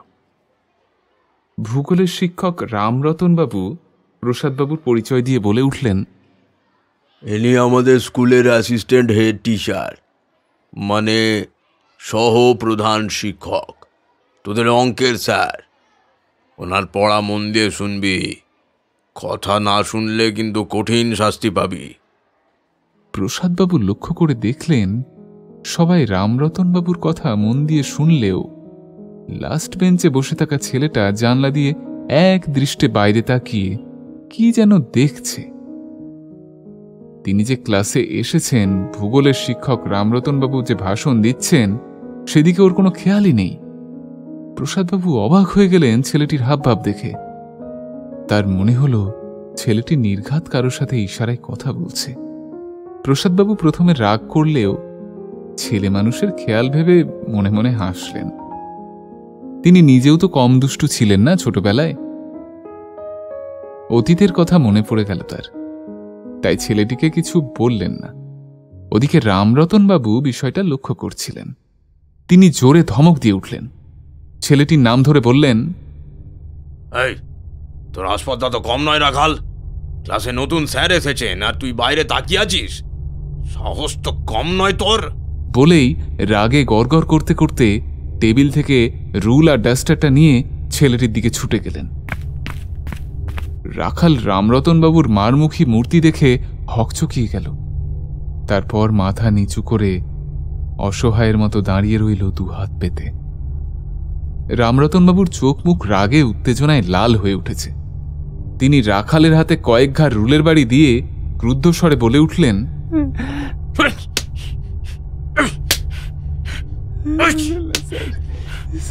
তোর পিঠের ছাল চামড়া তুলে নুন ছিটিয়ে দেব হারামজাদা। আজ তোর একদিন কি আমার একদিন। রাখালের মাথার মাঝখানে ডাস্টারের বাড়ি মেরে কাঁপতে কাঁপতে পিঠের জামা তুলে বেত মারতে উদ্যত হলেন। রাখালের পিঠের অবস্থা আগে থেকেই শোচনীয় ছিল। সারা পিঠে গোল গোল চাকা চাকা দাগে ভর্তি। এসব দেখে প্রসাদবাবু শিউরে উঠলেন। তার মানে রুলের বাড়ি ছাড়াও রাখালকে প্রায় রোজই বেত মারা হয়, তা ভালোভাবেই টের পেলেন তিনি। রামরতনবাবুর হাত থেকে বেতটা কেড়ে নিয়ে এক ধাক্কায় সরিয়ে দিলেন। রাগে গর্জে উঠে থমকে বললেন, এ কি করছেন আপনি? ওইটুকু একটা ছেলের সাথে এমন অমানবিক আচরণ আপনার? মুখের ভাষা সংযত করুন। একটা বাচ্চা ছেলেকে এমন নির্দয়ভাবে বেত মারছেন। না হয় ও একটু অন্যমনস্ক, বাইরের দিকে মন বেশি, তা বলে অন্যায়ভাবে মারবেন? শাস্তি তো অন্যভাবেও দেওয়া যায়, তার জন্য গায়ে হাত তোলার দরকার হয় না রামরতনবাবু। ওর পিঠের ওই বেতের দাগগুলো নিশ্চয়ই আপনার কীর্তি। কতদিন ধরে চালাচ্ছেন এসব? রামরতনবাবু ধমক খেয়ে থমকে গেলেন। কোনো সদুত্তর পাওয়া গেল না। ইতিপূর্বে এমন অভিজ্ঞতা তার কখনো হয়নি। তার সামনে দাঁড়িয়ে গলা তুলে কথা বলার স্পর্ধা কারোর ছিল না। আর এই লোকটা প্রথম দিন এসেই তার কৃতকর্মের জবাবদিহি চাইছে। লোকটাকে ছাড়া যাবে না, ওর গতিবিধির উপর নজর রাখা দরকার। এমন কিছু দেখলে হাপিস করে দিতে হবে। কথাগুলো ভেবে রামরতনবাবু মনে মনে শয়তানের হাসি হাসলেন। ওদিকে রামরতনবাবু নিরুত্তর রয়েছেন দেখে প্রসাদবাবু শ্রেণীকক্ষে উপস্থিত বাকি ছাত্রছাত্রীদের উদ্দেশ্যে গুরুগম্ভীর স্বরে বললেন, তোমাদের সহপাঠীকে যে প্রতিদিন বেত মারা হয় সে কথা কি হেড স্যার জানেন? তোমরা জানিয়েছ? উত্তরে সবাই মাথা হেঁট করে নীরবে বসে রইল। কচি মুখগুলো ভয়ে শুকিয়ে গেছে। রামরতনবাবুর বিরুদ্ধে যে কারোর কিছু বলার কোনো সাহস নেই তা ভালো মতোই টের পেলেন প্রসাদবাবু। রাখাল নিজেও ছলছল চোখে নীরবে জড়সড় হয়ে দাঁড়িয়েছিল। রামরতনবাবু প্রসাদ মাস্টারের উদ্দেশ্যে অশ্রাব্য গালিগালাজ করছিলেন মনে মনে। জবা ফুলের মতো টকটকে লাল রাগী চোখে প্রসাদ মাস্টারের দিকে তাকিয়ে রইলেন, যেন ভস্ম করে দেবেন এক্ষুনি। প্রসাদবাবু সেসব গায়ে না মেখে কড়া হুকুম দিয়ে বললেন, এখনো সময় আছে, নিজেকে শুধরে নিন রামরতনবাবু। আর একটা দিন এই ধরনের আচরণ করলে আপনার বিরুদ্ধে উপযুক্ত ব্যবস্থা নেওয়া হবে, এই কথাটা মনে রাখবেন। রামরতনবাবু মুখে কিছু বললেন না। অপমান বোধ করে শ্রেণীকক্ষ থেকে গটমট করে বেরিয়ে চলে গেলেন। দুপুরে ছুটির সময় প্রসাদবাবু রাখালকে ডেকে পাঠালেন। রাখাল ভয়ে ভয়ে কয়েকজন সহপাঠীর সাথে আড়ষ্ট হয়ে তার সামনে এসে দাঁড়াল। রাখাল ছাড়াও চতুর্থ শ্রেণীর আরও দুটি ছেলে এবং ফুলতি নামের একটা মেয়েও রাখালের সাথে এসে হাজির হল। মেয়েটি নতুন হলেও বেশ সপ্রতিভ। গায়ে নতুন এসেছে, সবেমাত্র কয়েকদিন আগে চতুর্থ শ্রেণীতে ভর্তি হয়েছে। বাড়ির কিছু বলতে ইতস্তত করলেও ফুলতি সাহস করে বলল, স্যার স্যার আপনাকে না একটা কথা জানানোর ছিল। বলছিলাম ওই ভূগোলের স্যার আছে না, আমরা পড়া না পারলে পরে স্যার আমাদেরকে খুব মারেন, মাঝে মাঝে খুব জোরে কিল চর এইসবও মারেন। আমি তো ধরেন নতুন ভর্তি হয়েছি, সেই লেগে আমাকে এখনো খুব একটা কিছু বলেন না, কিন্তু কদিন ধরেই দেখছি ওই যে রাখাল আছে না, রাখাল, ওকে মানে কেন কাই মারবে? ও যদি কোনো দোষ না করে তাহলে ওকে মারে। আর ও তো একেবারে ভয় সেঁধেই থাকে, কিছু বলতে পারে না। আমরা যদি স্যারকে কিছু বলতে যাবো, বাধা দিতে যাবো, তো স্যার একেবারে আগুন হয়ে যান। আমাদেরকে বলবে খবরদার, বড় মাস্টার বাবুর কানে যদি কথাগুলো গেলছে সব কটাকে মেরে লাট করে দেবো, একবারে হাড় ভেঙে দেবো সবার। কি করবো বলেন? আর আমরা তো কালিকাপুরে নতুন এসছি, সেই লেগে আমরা তো সবাইকে চিনি না। আমার মা পাড়ার লোকেদের থেকে শুনেছে যে ওই রাখালরা খুব গরিব ছিল, জানেন তো, ঠিকমতো খেতে পেত না। ও যখন অনেক ছোট ছিল তখনই খুব কঠিন অসুখে মা বাবা মরে গেছে। তারপরে ওর মামা নিজের কাছে ওকে রেখেছিল, আর মামাই ওকে স্কুলে ভর্তি করে দিয়েছে যাতে পড়ালেখা শিখে খানি মানুষ হয়। তা কি করবে বলেন তো? এই যে ভূগোলের মাস্টার ওকে একেবারে দেখতে পারে না। হ্যাঁ, যখন তখন মারবেন আর কথায় কথায় বলবে, অনামুকো, নিজের বাপ মাকে খেয়েছিস আর এখন পড়া না করে আমার মাথা খাচ্ছিস। রাখাল কিন্তু অন্য সব ক্লাসের পড়া ঠিকই করে নেয়, তবে ভূগোল স্যারের ক্লাসে কি যে হয় বাপু কে জানে। বাইরের দিকে তাকিয়ে থাকবে, নিজের মনে বিড় করবে, কি জানি বাপু কি করে। বড় মাস্টার বাবুকে এখনো মারের কথা কিছু জানানো হয় নাই। কে বলবে? এদের তো কোনো সাহসই নাই। আর আমি তো ধরেন নতুন এসেছি, সেই লেগে এখনো ঠিক করে কাউকে চিনি না, ওই জন্য বলতে পারিনি। তবে আপনি যদি না থাকতেন স্যার, আমি ঠিক বলে দিতাম। প্রসাদবাবু রাখালের দুর্দশার কথা শুনে চমকে উঠলেন। তিনি সকলকে আপাতত বাড়ি চলে যেতে বললেন। তারপর রাখালকে কাছে টেনে মাথায় হাত বুলিয়ে নিজের কোয়ার্টারে নিয়ে গেলেন। ফুলতি রাখালদের পাশেই থাকে, একসাথে ফিরবে। তাছাড়া ফুলতি বেশ সাহসী, অনেক খবর রাখে, তাই ওকেও সঙ্গে নিয়ে গেলেন। নিজের ঘরে এসে প্রসাদ মাস্টার অভয় দিয়ে রাখালকে বললেন, ভয় পাস না রাখাল, সব কথা খুলে বল তো বাবা আমায়। রামরতন বাবুর ক্লাসে তুই বাইরের দিকে তাকিয়ে থাকিস কেন? কাকে ইশারা করিস? স্যার এত মারেন তবু তাকাস, কি দেখিস বলতো? এরপর রাখাল কাঁদতে কাঁদতে যা বলল তা যেমন মর্মান্তিক তেমনই ভয়ঙ্কর।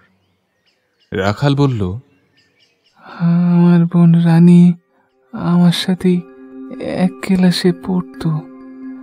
রানী আমার যমজ বোন। একদিন স্কুল ছুটির পর বিকেলে দুজনে যখন ফিরছি, হঠাৎ জঙ্গলের ভিতর থেকে কয়েকজন লোক এসে রানীকে জোর করে ঘোড়ায় উঠিয়ে নিয়ে চলে গেল। ওদের কারণ মুখ আমি দেখতে পাইনি, তবে ওদের ঘোড়াকে আমি চিনতে পেরেছিলাম। ঘোড়াটা জমিদার বাড়ির নায়েব মশাইয়ের ঘোড়া। তিনি আর তার ভাই দুজনেই ঘোড়ায় চড়ে এদার ওদার যাতায়াত করতেন। আমাকে ওরা সেদিন থেকেই মেরে ফেলার হুমকি দিতে থাকে। ওরা বলে আমি যদি কাউকে জানাই তাহলে ওরা আমার সাথে মামা মামিকেও মেরে ফেলবে। ওই দিনের পর থেকে রানীকে আর পাওয়া যায়নি স্যার।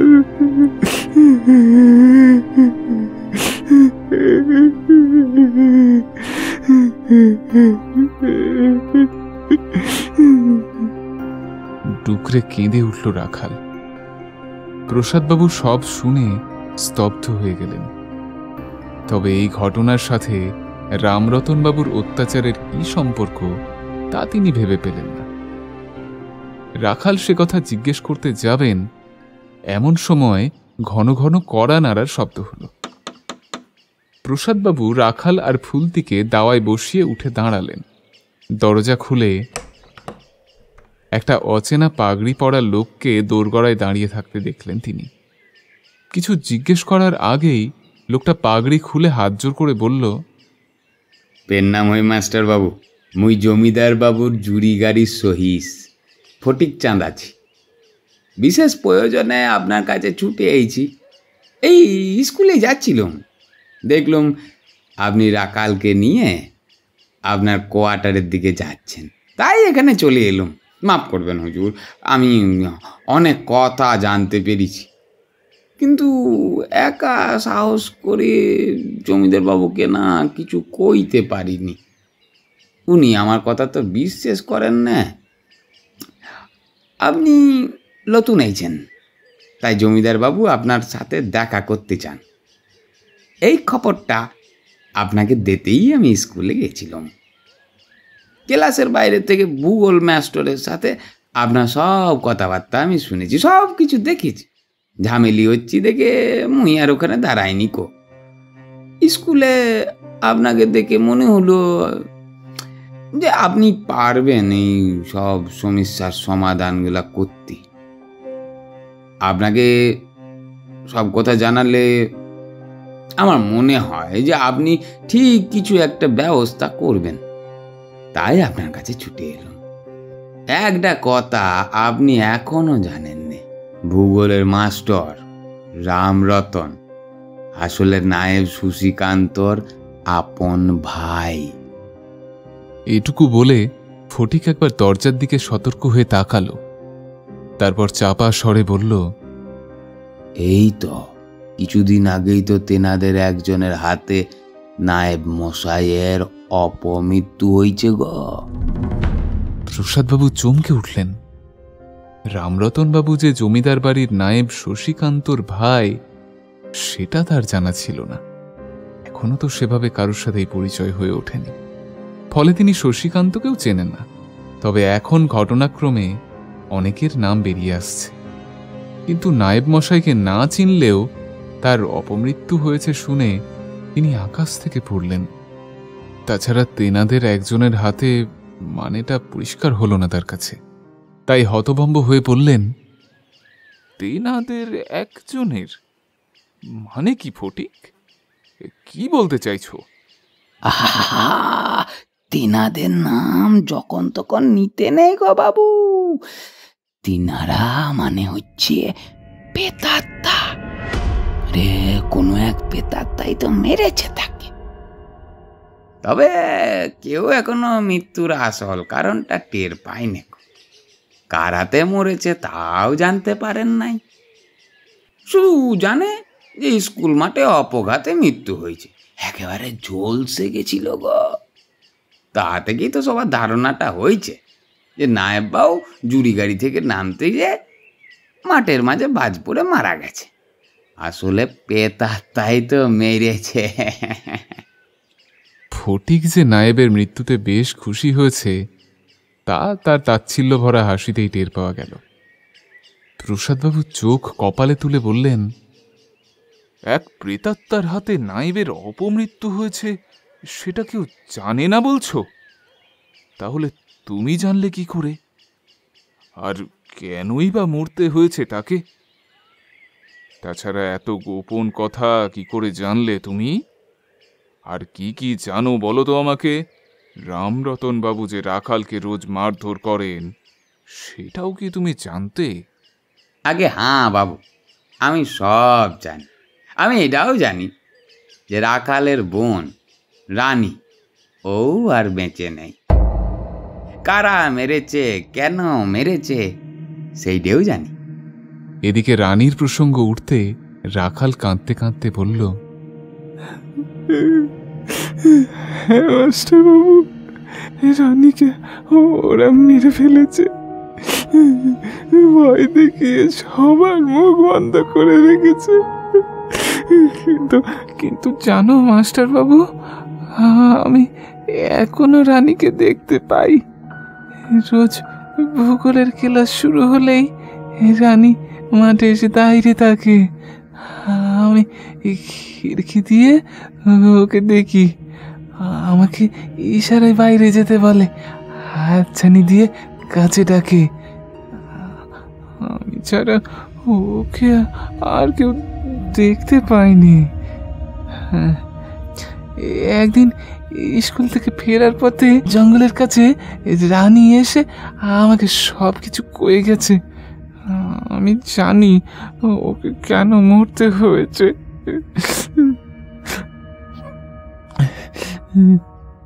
কি বলছিস রাখাল? এও কি সম্ভব?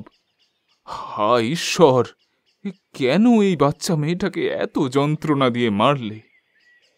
কিন্তু রাখাল, তোর কোথাও ভুল হচ্ছে না তো বাবা?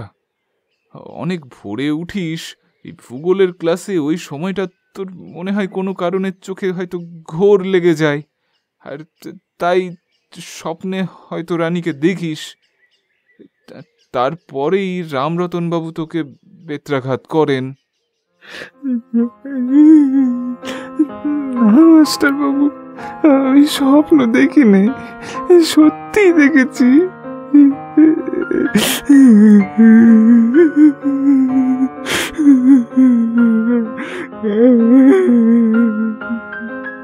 বলতে বলতে ফের কান্নায় ভেঙে পড়ে রাখাল। ফটিক রাখালকে বুকে টেনে নিয়ে বলে, কাঁদিস নে রে বাপ, মনটারে শক্ত কর। রানীকে আর কখনো ফিরে পাওয়া যাবে না, কিন্তু ওকে যারা নৃশংসভাবে হত্যা করেছে তাদের চরম শাস্তিটা তো দিতে হবে বই কি। হ্যাঁ, মুই একদিন চুপ ছিলাম, কিন্তু আজ মুখে দিয়ে ভগবান সব সত্যি কথাটা কইয়ে নিলেন। রাখালকে কিছুক্ষণ সান্ত্বনা দিয়ে ফটিক প্রসাদ বাবুকে বলল, আগে মাস্টার বাবু, জমিদার বাবুর নায়েব শশীকান্ত আর রামরতন বাবু গোপনে একটা চোরা কারবারি, মানে ওই জাল ওষুধের ব্যবসা চালাতো। এখন অবশ্যই রতন মাস্টার একাই সেই কারবারটা চালাচ্ছে। ওদের দুজন সাগরেদও আছে, তাদের একজনের নাম হচ্ছে ন্যাড়া আর একজন হচ্ছে কালু। একদিন রানী কোবরেজ মশাইয়ের বাড়িতে গিয়ে রাখালের জন্য ওষুধ নিয়ে ফিরে আসছিল। সে একাই ছিল। ওদিকে রামরতন তার লোকজনকে জাল ওষুধ আর লুটপাটের গয়নাগাটি সব গ্রামের বাইরে পাচার করার সময় রানী সব কিছু দেখিয়ে ফেলে। ওরা তো সেই দিনই রানীকে খতম করে দিত, কিন্তু রানী খুব জোরে ছুটতে পারত, খুব ভালো সাঁতার জানত, তাই দৌড়ে গিয়ে পুকুরে ঝাঁপ মারে, সাঁতরে ওপারে গিয়ে রক্ষে পেয়ে যায় সেদিনকার মতো। কিন্তু গত মাসে একদিন স্কুল থেকে ফেরার পথে রামরতনের দলের লোক রানীরে তুলে নিয়ে চলে গেল। হাত পা মুখ বেঁধে রানীর সারা শরীরটাকে ছোড়ার গায়ে ফালা ফালা করে হত্যা করেছিল ওরা। তারপর স্কুল বাড়ির এক ফাঁকা কোয়ার্টারের উঠোনে মাটি খুঁড়ে ওর দেহটাকে পুঁতে দিয়েছে। ওই কোয়ার্টারের বাড়ি অনেকদিন ফাঁকাই পড়েছিল। ওরা ছড়াকে গোদামঘর বানিয়ে রাখছিল। আপনি ট্রান্সফার হয়ে আসছেন শুনে ওরা সব লুকিয়ে ফেলেছে। আপনারও তো হত্যা করার ছক কষেছে রামরতন আর চেলাগুলো। রানীকে মারার পর রাখালকে ওরা মেরে ফেলার অনেক চেষ্টা চরিত্র করে, কিন্তু প্রত্যেকবার রাখাল কোনো না কোনোভাবে রক্ষে পেয়ে যায়। রানীর আত্মাই তো ওকে বাঁচিয়ে দেয়। মাস্টার বাবু, ওরা রাখালকে মেরে ফেলার ভয় দেখিয়ে চুপ করে রেখেছে। এটুকু বলার পর ফটিক একটু দম নিয়ে রহস্যময় গলায় বলে উঠল, বাবু, আজ ভোর থেকে রামরতনের ডাইন হাত কালু আর ন্যাড়াকে কোথাও খুঁজে পাওয়া যাচ্ছে না। নিশ্চয়ই কোথাও কোনো কুকর্ম করতে যেয়ে তেনাদের খপ্পরে তারা পড়েছে। প্রসাদবাবু মনে মনে চমকে উঠলেন।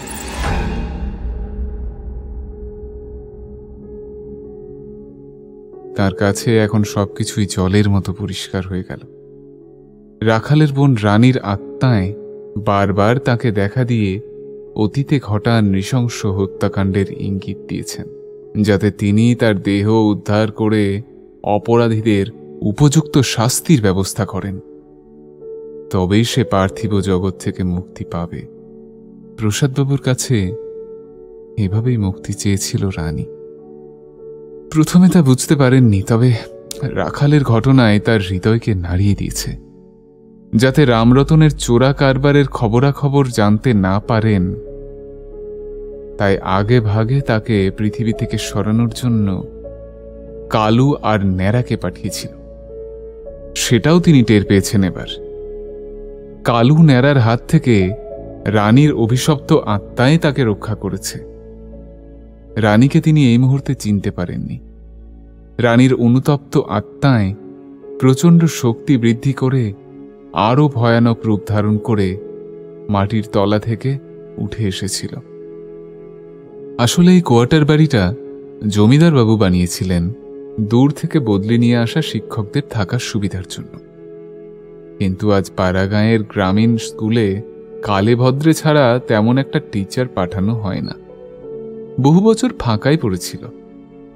ফলে পরিত্যক্ত বাড়িতে রামরতন মাস্টারের 2 নম্বরই চোরা কারবার বেশ রমরমিয়েই চলছিল। কিন্তু ইতিমধ্যে হঠাৎ রাতারাতি নতুন অ্যাসিস্ট্যান্ট হেড টিচারের পদে প্রসাদ রঞ্জন বাবুকে নিয়োগের নোটিশ পেয়ে চোরা কারবারিরা সমস্যায় পড়ে যায়। তাছাড়া প্রসাদবাবুর কোয়ার্টারে মাটির নিচে রানীর দেহ পুঁতে রাখা আছে। সেই দেহ সরিয়ে নিয়ে যাবার সময় ও সুযোগ কোনোটাই হয়ে উঠতে পারেনি রামরতন ও তার দলের লোকেরা। রানীর মৃত্যু রহস্য কোনোভাবে জেনে ফেললে ওদের বিপদে পড়ে যাবে, তাই তারা পথের কাঁটা উপরে ফেলতে চেয়েছিল। এদিকে ফটিকের সাথে কথা বলতে বলতে সন্ধে নেমে গেল। প্রসাদবাবু ঠিক করলেন এখনই জমিদার বাড়িতে গিয়ে সর্বসমক্ষে রামরতন বাবুর সমস্ত কেলেঙ্কারির প্রমাণ সহকারে ফাঁস করে দেবেন তিনি। তার কঠোরতম শাস্তির ব্যবস্থা করবেন, তবেই তো রানী মুক্তি পাবে। তিনি সেই প্রস্তুতি নিতে উঠে পড়লেন। কিন্তু রামরতন যে কখন ভিতরে এসে আড়াল থেকে সব শুনছে তা কেউ লক্ষ্য করেনি। অস্ত্রশস্ত্র নিয়ে প্রস্তুত হয়ে এসেছে দলের পাণ্ডা রামরতন। তবে তার প্রিয় সাগরেদরা যে আর বেঁচে নেই তা এখনো জানে না সে। ভেবেছিল কোনো কারণে কাজ হাসিল না হওয়ায় ওরা কোয়ার্টারে কোথাও সুযোগের অপেক্ষায় লুকিয়ে আছে, হয়তো হাঁক দিলেই চলে আসবে। আর প্রসাদবাবুর এই কোয়ার্টার বাড়ি রামরতনের বহুদিনের চেনা। কোন পথে ঢুকলে আক্রমণ করা সহজ হবে তা সে ভালোই জানে। প্রসাদবাবু যখন ফটিকের সাথে কথাবার্তায় মশগুল, সেই সুযোগে এক হাতে ছোরা আর অন্য হাতে পিস্তল নিয়ে এদের উপর ঝাঁপিয়ে পড়তে উদ্যত হল রামরতন। কিন্তু আক্রমণ করার মুহূর্তে কানের কাছে অদৃশ্য কণ্ঠে কেউ ফিসফিস করে বলে উঠল,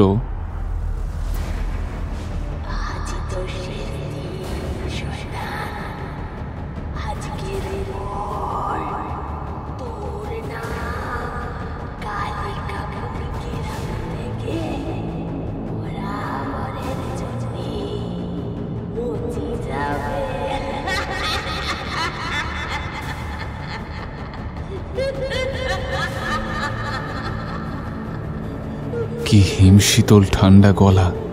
কথাগুলো যেন কেটে কেটে বহু দূর থেকে ভেসে আসছে।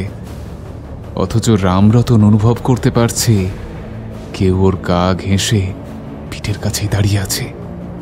ঘাড়ে ঠান্ডা হিমেল হাওয়া খেলা করছে, আর একটা হাড় হিম করা অপার্থিব হাসির আওয়াজ ছড়িয়ে পড়ছে কালিকাপুর গ্রামীণ প্রাথমিক বিদ্যালয়ের কোয়ার্টার বাড়িতে। হাসির শব্দে চমকে তাকায় রামরতন। কি কথা বলছে?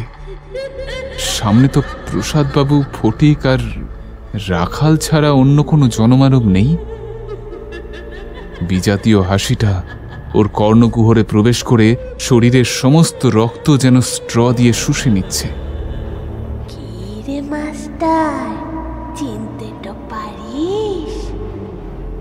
এই মুহূর্তে ঘাড় থেকে পিঠের উপর একটা অমানসিক চাপ অনুভব করছে রামরতন, যেন এক বস্তা পাথর কেউ পিঠের উপর চাপিয়ে দিয়েছে। প্রসাদবাবুর ঘরে একটা কম পাওয়ারের হলুদ আলো জ্বলছিল। এক রাশ কালো মেঘ এসে চাঁদটাকে ঢেকে দিয়ে গেল। উঠোন দাওয়া সব অন্ধকারে ছেয়ে গেছে।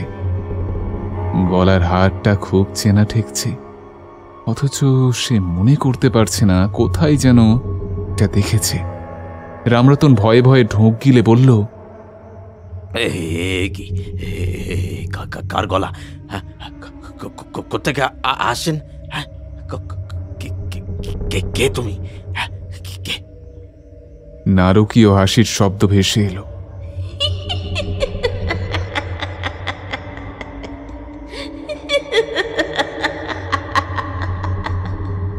কি রে মাস্টার, এখনো চিনতে পারিস নাই?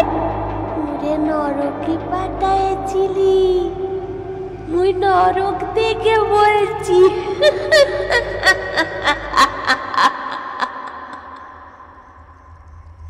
রামরতন ভয়ে কাঁটা, চেনা জায়গা, বৃষ্টির ছোড়ো হাওয়ায় ঠান্ডার আমেজ, তবু কুলকুল করে ঘামতে থাকেন রামরতন মাস্টার। সে যে কোনো অশরীরীর পাল্লায় পড়েছে তাতে আর কোনো সন্দেহ ছিল না তার। তবু দাঁতে দাঁত চেপে অন্ধকারে দাঁড়িয়ে থাকে, এগোনোর সাহস নেই, ছুটে পালাতেও পারছে না। পা বাড়ালেই পায়ের তলা থেকে মাটি সরে যাচ্ছে, মনে হচ্ছে এক্ষুনি মাটি দু ফাঁক হয়ে পাতালে তলিয়ে যাবে সে। রামরতন ভয়ে ঠকঠক করে কাঁপতে থাকে, এগোতে গিয়েও পা সরিয়ে নেয়। যেখানেই পা ফেলে সেদিকেই মাটি দুলে ওঠে ঘর ঘর শব্দ করে। সত্যি সত্যি এবার মাটি ফাঁক হয়ে দুপাশে সরে যায়। হাত পা আগে থেকেই অসাড় হয়ে গেছে। রামরতন টের পেল কোমর থেকে পা অবধি শরীরের নিম্নাংশটি ক্রমশ মাটির তলায় তলিয়ে যাচ্ছে। ভয়ে গলা শুকিয়ে যায়, তেষ্টায় ছাতি ফেটে যাচ্ছে। একটু জল, একটু একটু জল,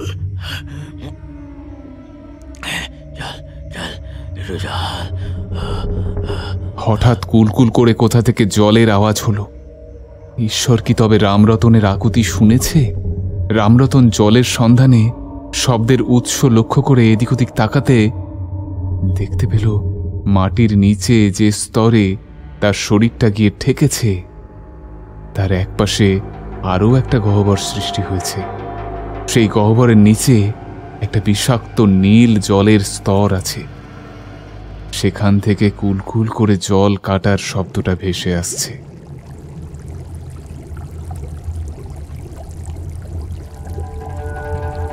ভয়ে ভয়ে ফিরিয়ে নিতে গিয়েও নিয়তির টানে ঝুঁকে দেখতে গেল। সঙ্গে সঙ্গে ছলাৎ করে নর্দমার মতো নোংরা গাঢ় নীল রঙের জল ঢেউয়ের উচ্চতায় উঠে এসে তার মুখমণ্ডল ভিজিয়ে দিল। কটু লাশ পচা গন্ধের সাথে থরে থরে জমে থাকা পাঁক মিশে চারপাশ দুর্গন্ধে ভরে গেছে। মাটির নিচে এক ফোঁটা বাতাস নেই, আছে শুধু দুর্ভেদ্য অন্ধকার আর কিছু ভয়াল দৃশ্য। ভয়ে ঘেন্নায় বমি করে দিল শয়তান রামরতন। কেউ ওর পা ধরে হির হির করে টানতে টানতে একেবারে নরকে নিয়ে যাচ্ছে। দম বন্ধ হয়ে আসে রামরতন। পায়ের নিচে সেই নীলাচে নোংরা জলের স্তর ক্রমশ বেড়েই চলেছে কুলকুল করে। মাটি কেঁপে কেঁপে উঠছে। বহু নিরীহ মানুষের পচা লাশ ভাসছে নরকের সেই নীল নদী। নির্দোষ নিরপরাধ মানুষের লাশ, যারা রামরতনের হাতে অত্যাচারিত লুণ্ঠিত হয়ে প্রাণ বিসর্জন দিয়েছে। এদের উপর বিভিন্ন সময়ে লুটপাট চালিয়ে সর্বশান্ত করে পথে বসিয়ে দিয়েছে। যারা প্রতিবাদ করেছে তাদের নির্দ্বিধায় হত্যা করেছে। তাদের অতৃপ্ত আত্মারাও আজ জেগে উঠেছে একসাথে। হঠাৎ রামরতনের সারা শরীর উত্তপ্ত লৌহপিণ্ডের মতো গরম হয়ে উঠল। রামরতন টের পেল ফাটলের নিচে বিষাক্ত নীল জল ক্রমশ টকবক করে ফুটতে শুরু করেছে। এও কি সম্ভব? চারিদিকে লাশ পচা বাষ্পের বিষাক্ত নীল ধোঁয়া। আচমকা পাকের পুরু আস্তরণের মতো দেখতে বিষাক্ত গরম লাভা অগ্নুৎপাতের মতো সেই নদী থেকে ছিটকে এসে রামরতনের চোখে মুখে লাগে। রামরতনের গোটা মুখে ফোস্কা পড়ে যায়। তীব্র জ্বালা যন্ত্রণায় ফের গলা ফাটিয়ে চিৎকার করে ওঠে শয়তান রামরতন। কিন্তু সেই আর্তনাদ চাপা পড়ে গেল একটা রক্ত জল করা বিজাতীয় হাসির আড়ালে। এক নারকীয় উল্লাসে রানী রামরতনের ঘাড় ধরে মুখটাকে সেই বিষাক্ত জলে খাবি খাওয়াতে খাওয়াতে বলে উঠল, মাস্টার, এই রে, এই রে, জল খা, জল খা। কত খাবি খা। জল নিয়ে জল খেয়ে।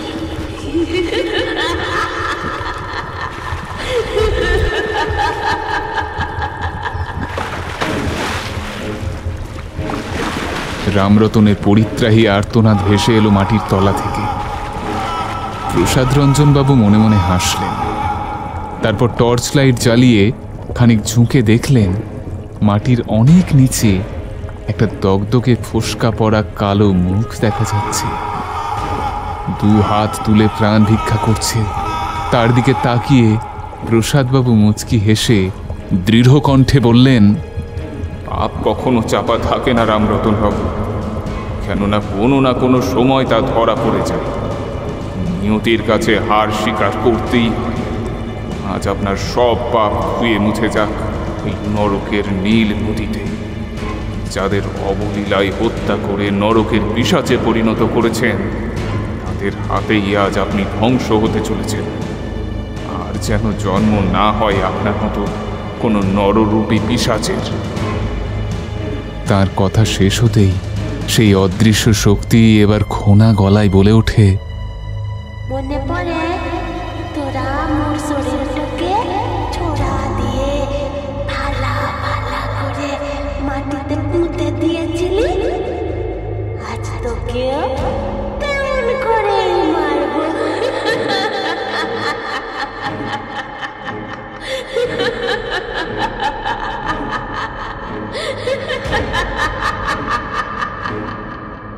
খয়াটে চাঁদের মলিন আলো এসে পড়েছে গহ্বরের ভিতরে। গ্রামবাসীরা ইতিমধ্যে এসে হাজির হয়েছে কোয়ার্টার বাড়িতে। সকলেই ভয়ার্ত চোখে ঝুঁকে দেখল মাটির অনেক নিচে একটা বিভৎস ছায়ামূর্তি। রামরতনের মৃতপ্রায় শরীরটাকে বিষাক্ত নীল জলে ভাসিয়ে রেখেছে। ধীরে ধীরে অশরীরী রানীর মুখটা স্পষ্ট হয়ে ওঠে। শেষ মুহূর্তে রামরতন রানীকে দেখে চিনতে পারে, আর সেই মুহূর্তেই রামরতনের পায়ের পাতা বেয়ে কতগুলো ঠান্ডা পিছল বস্তু জলের মতো সরসর করে ক্রমশ শরীরের ওপর দিকে উঠতে আরম্ভ করেছে। পায়ের দিকে তাকাবার সাহস নেই। তাছাড়া শরীরের নিম্নাংশ এখন জলের তলায় চলে গেছে। মারা যাবার মুহূর্তে ভয়ার্ত চোখে চেয়ে দেখল অজস্র দগ্ধ কালো হাত উঠে এসে সর্বাঙ্গে আঁচড় কাটছে। প্রচণ্ড আতঙ্কে চোখের মণি ঠিকরে বেরিয়ে আসছে। চিৎকার করতেও ভুলে গেল সে। গোঙানি ছাড়া আর কোনো শব্দই বেরোল না। রানীর সাথে সেই অপার্থিব হাতগুলো আজ পাতালের অতল গহ্বর থেকে উঠে এসেছে তাদের অকাল মৃত্যুর প্রতিশোধ নিতে। এতগুলো নিরীহ মানুষের মৃতদেহকে এভাবে বছরের পর বছর ধরে মাটির নিচে লুকিয়ে রেখেছে ওই শয়তানের দল, অথচ কাক পক্ষীতেও কখনো টের পায়নি।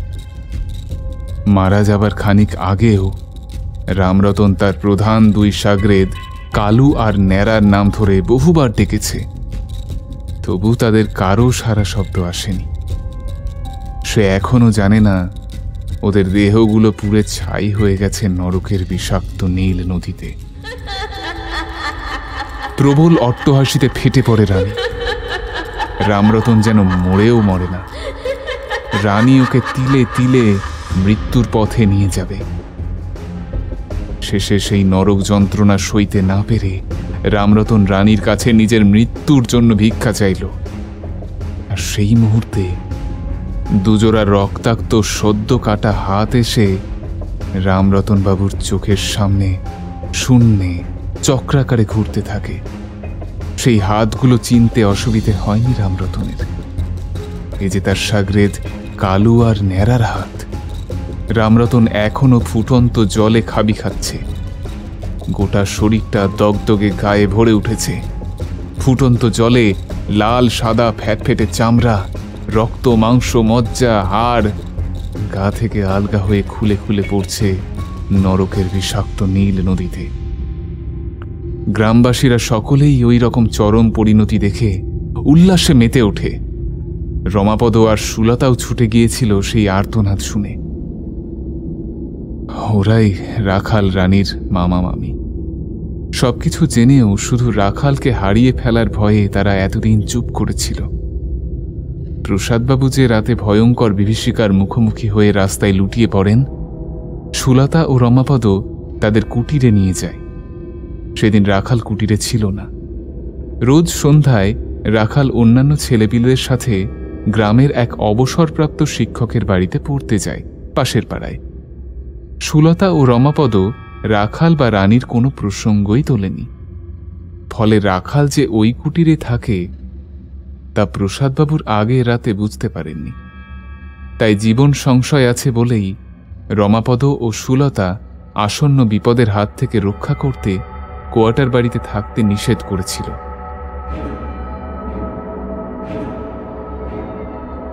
রামরতন চরম শাস্তি পেয়েছে দেখে দুজনেই আজ খুব খুশি। যেটুকু প্রাণ অবশিষ্ট ছিল, সেকেন্ডের ভগ্নাংশে রামরতনবাবুর মুন্ডটা উপরে নিয়ে তা চির আজন্মের মতো কেড়ে নিল রানী। তারপর সেটাকে বলের মতো ছুঁড়ে দিল উপরের দিকে।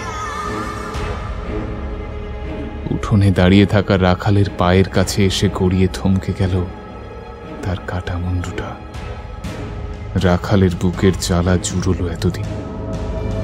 রানীর আত্মা ধীরে ধীরে অদৃশ্য হয়ে গেল মাটির নিচে।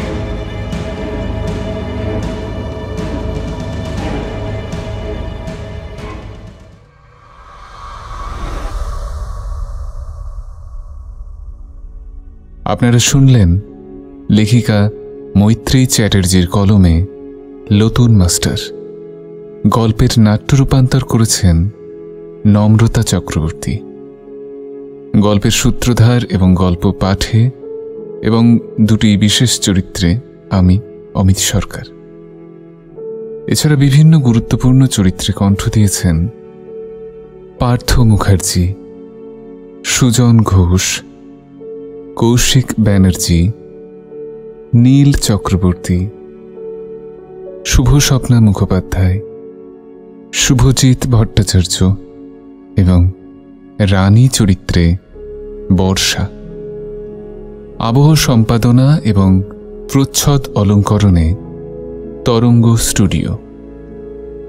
সামগ্রিক পরিচালনা এবং পরিবেশনায় টিম লোককথা। তাহলে কেমন লাগলো আমাদের আজকের নিবেদন? কমেন্ট করে অবশ্যই আমাদের জানান। আর গল্পটি ভালো লাগলে অবশ্যই শেয়ার করুন। আর আমাদের চ্যানেলে নতুন হয়ে থাকলে চ্যানেলটি সাবস্ক্রাইব করে আমাদের পাশে থাকুন। আর শুনতে থাকুন লোককথা, মুহূর্তের অনুভূতিগুলো যেখানে গল্প হয়ে ফুটে ওঠে।